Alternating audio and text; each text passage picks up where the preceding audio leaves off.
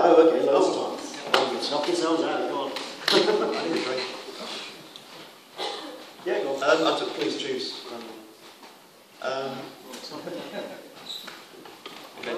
Right, with video games becoming more and more cinematic, and also with the images also becoming more and more photorealistic, do you think scripts will come, well, the creative writing for video games will become more and more like feature films? No.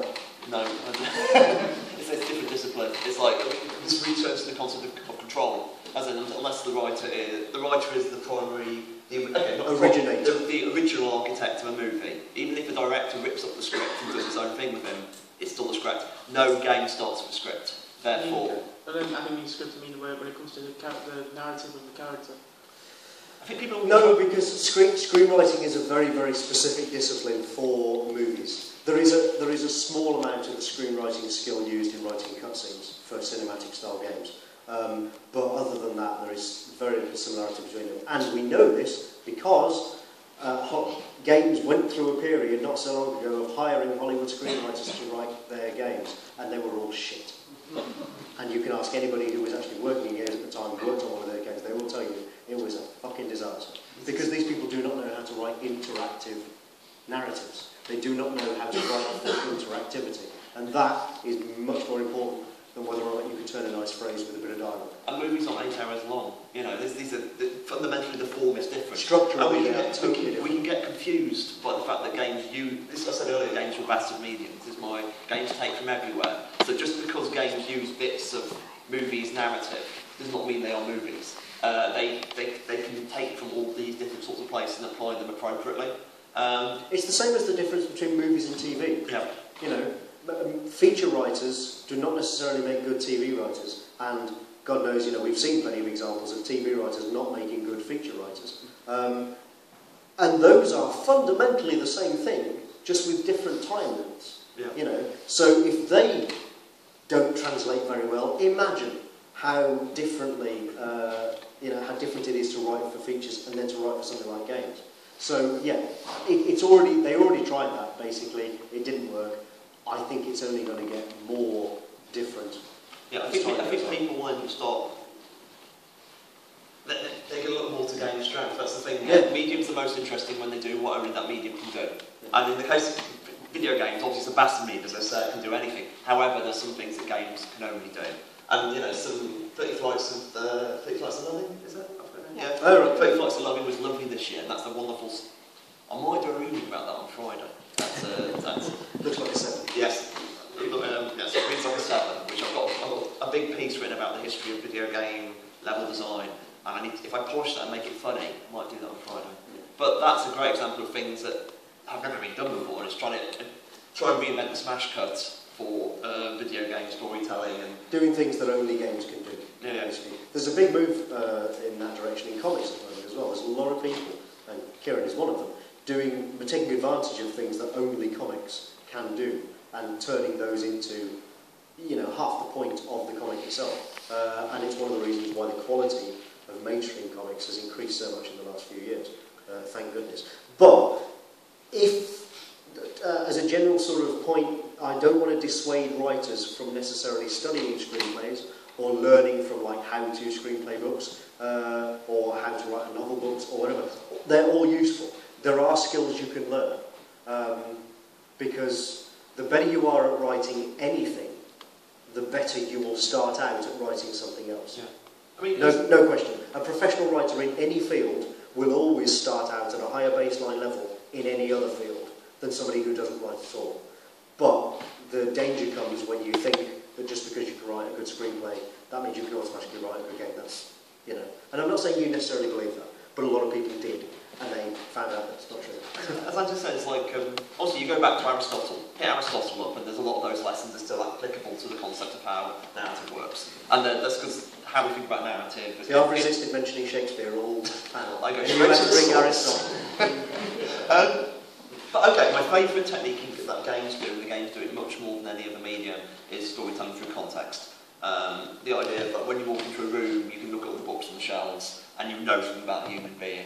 If I walk into my bedroom when I get home and I find another man's underwear there, I can tell something. And in a movie, you could do that in a very, you would draw the close on maps, but you would tell lots of very subtle things. And the way we actually move through life and tell stories through life is by the context. You know when you're in a dodgy neighbourhood, you know when there might be trouble brewing, and there's lots of stuff you do like that.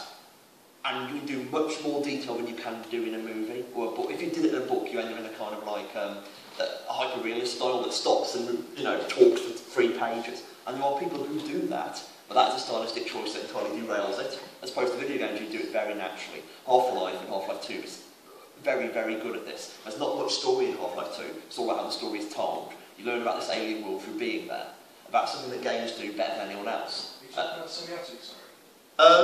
No, it would be great. A quick horror story on you stepping on someone else's coattails. An idea you had or a concept you had that someone else was already doing and like that? Oh, that happens all the time. Yeah. I was horrified when I read the latest Alan Moore League of Extraordinary Gentlemen, and he did I had a Columbine at Hogwarts story I wanted to do, and he that when you read them both these books are true in their own way, but they're so you kind of for me it was a freeing thing, realising that no, these people are very very clearly very smart, all completely disagree on every single topic, and that kind of frees you. And basically for me as a writer, a lot of it is building a tool set, as in how you see plot structure, how you see reversals, how you metabolise the understanding how story works or character works, or lines or dialogue works. So yeah, it's that basically. That's interesting. I've read both of those books, but I would recommend, if you're going to recommend books, I'm a bit more nuts and bolts. One of the books that I would recommend is Lawrence Block's Telling Lies for Fun and Profit. Lawrence Block is a novelist, crime novelist, legendary American thriller guy. And that's an excellent book full of very, very practical advice, not just about writing, but about how you approach writing.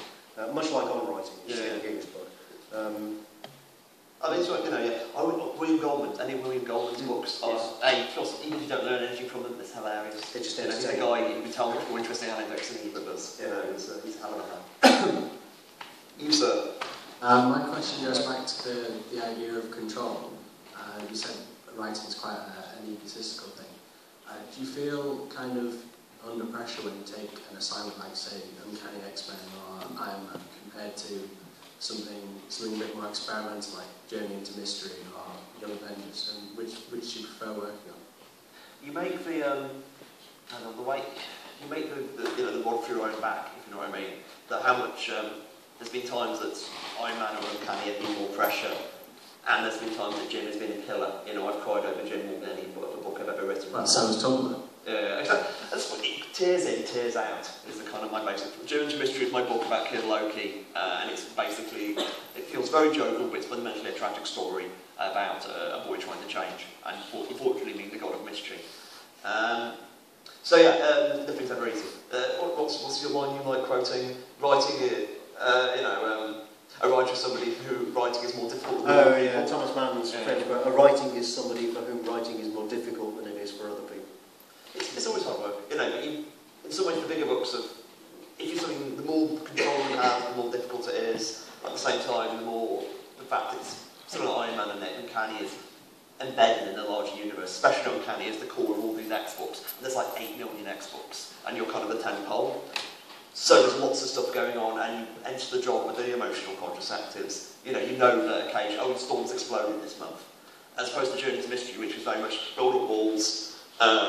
This is my little corner, but the fact you have complete control make it create all the problems fundamentally yours. There's no winning, it's all crime. I guess it all feeds back to basically my favourite X-Men has always been Colossus. My favourite major Colossus plot point was when it becomes the Juggernaut, so I was curious as to what extent was that your decision or something that That's you all told mine, This is actually always the thing people ask me, how much control do you have over the X-Men? And you have much more control than you think you do. This is why it's different to games. They kind of hire you to have new ideas. So, like in the case of Colossus, I wanted to do...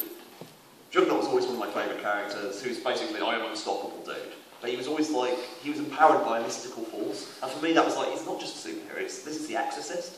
So I wanted to do a story where you gave the power to somebody else, and I play it like the Exorcist. I play it like a demonic force, I try to up the special effects. And that's kind of part of the job. The part of the job is taking these kind of ideas that existed and putting a new spin on them, which hopefully keeps people reading. So that whole Juggernaut arc of like 25 issues of backstabbing and demon stuff Yeah, that was entirely me. That was very much one of my plots. And then, Schism, the actual splitting up of the X-Men, that was something they knew they were going to do beforehand.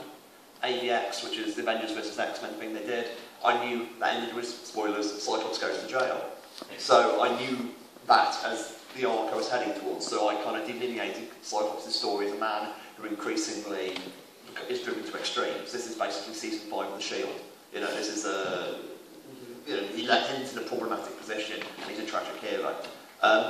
So yeah, you counterpunch to stuff you don't control, but you put in a whole load of stuff that's yours. I think, especially something like Journey's Mystery, a lot of that. Journey's Mystery was fundamentally me building from nothing.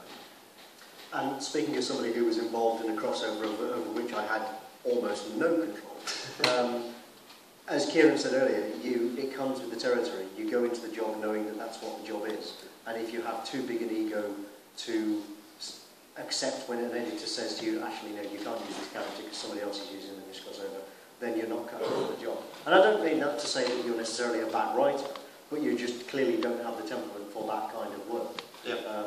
One of the reasons that I'm not doing any mainstream work at the moment is because I don't really have that temperament.